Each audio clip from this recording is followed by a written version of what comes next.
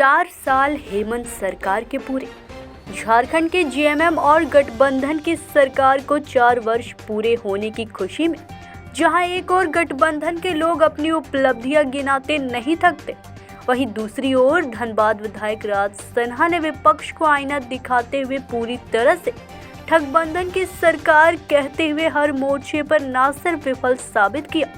बल्कि अब तक की सबसे भ्रष्ट, निकम्मी और सारे नियमों कानून की धज्जियां उड़ाने वाली सरकार कहा। आप स्वयं सुनिए क्या कह रहे हैं राज सिन्हा जी आज अपने जगजीवन नगर स्थित आवासीय कार्यालय धनबाद से पत्रकारों से बात करते हुए। प्रस्तुत है सहयोगी मिथिलेश बाबा के साथ पंकज सिन्हा की रिपोर्ट। आप सब मित्रों से मुखातिब हुए हैं इसलिए कि कल हमने देखा, आप सबके माध्यम से जानकारी भी मिली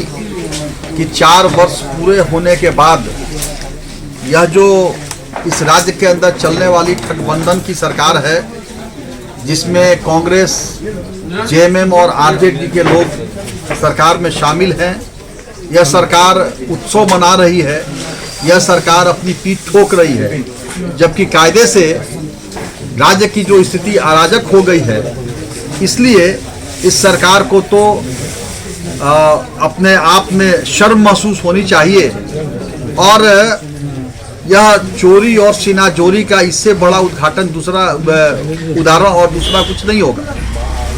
क्योंकि हर फ्रंट पर यह सरकार फेल है। आप सबको ध्यान में होगा कि जब सरकार चुनाव लड़ रही थी, यह जो गठबंधन यह 19 में, तो इन्होंने जो वादे किए थे, जैसे प्रमुख वादा जो था वह था कि हम 5 लाख लोगों को रोजगार देंगे सरकार बनते के साथ 3 महीने के अंदर, या बीए पास को 5,000, एमए पास को 7,000 बेरोजगारी भत्ता देंगे, और नहीं तो हम राजनीति से संन्यास ले लेंगे। इन्होंने कहा था, यह आपने छापा था, वह प्रिंट इलेक्ट्रॉनिक मीडिया ने रिकॉर्डिंग करके उसको दिखाया था, लेकिन एक भी लोगों को, एक युवकों को उनके इस घोषणा के तहत कोई रोजगार नहीं है। इन्होंने कहा था कि हम सरकार बनते के साथ स्थानीय नीति लागू करेंगे, रोजगार नीति लाएंगे, 32 खतियान लागू करेंगे, लेकिन इन्होंने आज तक इस राज्य के अंदर कोई स्थानीयता तय नहीं उन्होंने किया। यह घोषणा जरूर करते हैं कि स्थानीयों को नौकरी मिलेगा, लेकिन स्थानीय कौन, यह पूछिए तो यह कुछ नहीं बता पाते। आज भी यह रघुवर दास की जो इस राज्य के अंदर जो उन्होंने स्थानीय नीति बनाया था, उसी नीति का पालन यह राज्य कर रहा है, और इस प्रकार से यह लोगों को बेवकूफ़ बना रहे हैं, ठग रहे हैं। केवल राज्य में अराजकता यह कायम कर रहे हैं, क्योंकि आज मुख्यमंत्री स्वयं संवैधानिक संस्थाओं का विरोध कर रहे हैं, उसकी संवैधानिक मान्यताओं को यह नहीं मान रहे हैं। जैसे आपने देखा, मैं आपके पास का ही उदाहरण देता हूं कि यहाँ के जो अभी वर्तमान में एसएसपी हैं, जिनका अभी कल परसों ट्रांसफर हुआ, यह लगभग 1 साल पूर्व ही इनका डीआईजी में प्रमोशन हो गया था, लेकिन उनके प्रमोशन को धत्ता बता के, वह नियम को रोक करके और उनको धनबाद में एसएसपी के पद पर बना करके रखा गया। यह 6 बार ईडी ने इनको समन किया, बावजूद इसके नहीं जा रहे हैं। तो यह इस प्रकार से अगर राज्य के अंदर सभी लोग कानून का पालन करना छोड़ दें तो इस राज्य की स्थिति क्या होगी। और स्वाभाविक है कि जब मुख्यमंत्री ही कानून का पालन नहीं करेंगे तो उनको कोई हक अधिकार नहीं बनता है कि जनता को भी कानून का पालन करने के लिए वो कहें। इसके अलावा ये राज्य में आप देख रहे हैं, कानून व्यवस्था बिल्कुल ध्वस्त हो गया है। धनबाद से यह कानून व्यवस्था बिगड़ते बिगड़ते बोकारो, रांची तक चला गया। लोगों से रंगदारी तो मांगा जा रहा है, लोगों की हत्या हो रही है। जेल के अंदर जो सबसे सुरक्षित जगह है, जेल के अंदर भी 2-2 ऑटोमेटिक पिस्टल जा करके और वहाँ हत्या होती है, तो बगैर सरकार, अपराधी और प्रशासनिक पदाधिकारियों के संलिप्तता के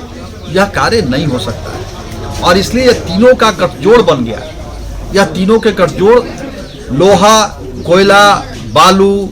दारू, इन सब घोटाले की वजह से तो पैसा आ ही रहा है। इस प्रकार से अपराधियों के साथ गठजोड़ से भी सरकार पैसा कमा रही है। अभी आपने देखा कैसे कांग्रेस पार्टी के एक एमपी के घर से 350 करोड़ रुपए लगभग कैश नगद मिले। इसके अलावा जो ज्वेलरी वगैरह सब तो वो तो अलग विषय है, लेकिन यह इसलिए सरकार से पूछती है, झारखंड की जनता पूछ रही है कि ये पैसा किसका है, इस पैसे में किसकी किसकी हिस्सेदारी है। क्योंकि व्यापारी भी अगर होगा तो नियम यही कहता है कि 2 लाख तक आप कैश रख सकते हैं, लेकिन इतना बड़ा कैश जरूर इसमें इस पैसे का कुछ गलत इस्तेमाल के दृष्टिकोण से यह रखा गया था, और जो भी दृष्टिकोण से रखा गया हो, लेकिन यह सरकार के अराजकता की ओर दर्शाता है। इसके अलावा यह सरकार अपने फंड जो भी राशि केंद्र सरकार से आ रही है या जो इनका बजट है वो बजट तक खर्चा नहीं कर पा रही है। अभी आपने देखा कैसे बड़ी जोर शोर से यह सरकार आपके द्वार वाला कार्यक्रम चल रहा है। पिछले 2 साल का भी अनुभव ऐसा है कि जो फॉर्म लोगों ने जमा किया उसको किलो के भाव में लोगों ने वो बिक रहा है, वो कोई काम वाम उसका हो नहीं रहा है, और पदाधिकारी भी 1 महीने से अपना कार्यालय छोड़ करके, क्या आप कहीं फोन कीजिए तो मालूम पड़ता है कि फील्ड में है, सरकार आपके द्वार कार्यक्रम में व्यस्त है, लेकिन कोई कार्यक्रम उनका हो नहीं रहा। इसके अलावा अभी बड़ी जोर शोर से सरकार ने अबुआ आवास का एक झुंझुना लोगों के बीच में लाया है चुनाव के पहले, जबकि अभी 2 महीने के बाद आचार संहिता लग जाएगा लोकसभा चुनाव का, फिर 2-3 महीने बीच गैप करके फिर विधानसभा का आचार संहिता लग जाएगा। तो ऐसे समय में यह सरकार लाई है एक योजना अबुआ आवास, बहुत प्रचार, और उसका अभी तक कोई बजट एलोकेशन नहीं है, कोई उसकी प्रक्रियाएं इतनी जटिल है कि वो तो अभी तो 1.5 लाख फॉर्म जमा हुआ है अबुआ आवास का। लेकिन जो अखबार में मैं पढ़ रहा था कि धनबाद में जो अबुआ आवास आएगा वह उसका 50% आएगा, जबकि इन्होंने चुनाव के पहले वादा किया था कि हम सबको आवास देंगे, 3 कमरे का 3 लाख रुपए का आवास बनवा के देंगे, लेकिन यह अबुआ आवास भी लोगों को मिलने नहीं जा रहा। जिस प्रकार से आपको याद होगा, आप लोगों ने भी बड़ी जोर शोर से प्रचारित किया था और सरकार ने भी बड़ी बाजे गाजे के साथ, मुख्यमंत्री ने बिल्कुल मंच से सार्वजनिक घोषणा किया था कि हम यहाँ के युवाओं को पेट्रोल सब्सिडी देंगे, और वो पेट्रोल सब्सिडी वाली योजना आज कहाँ है, उसकी क्या हश्र हुई, या आप सब लोग जानते हैं। कोई उस पेट्रोल सब्सिडी की अब चर्चा नहीं होती। तो ठीक वही स्थिति, वही हश्र यह अबुआ आवास का भी होने जा रहा है। यह सब केवल लोक लुभावन वादे, केवल लोगों को ठगने के लिए, जिस प्रकार से पिछली बार झूठे वादे करके उन्होंने वादा किया था बेरोजगारों को, युवाओं को रोजगार देने का, उन्होंने वादा किया था पैरा टीचर्स के साथ, उन्होंने वादा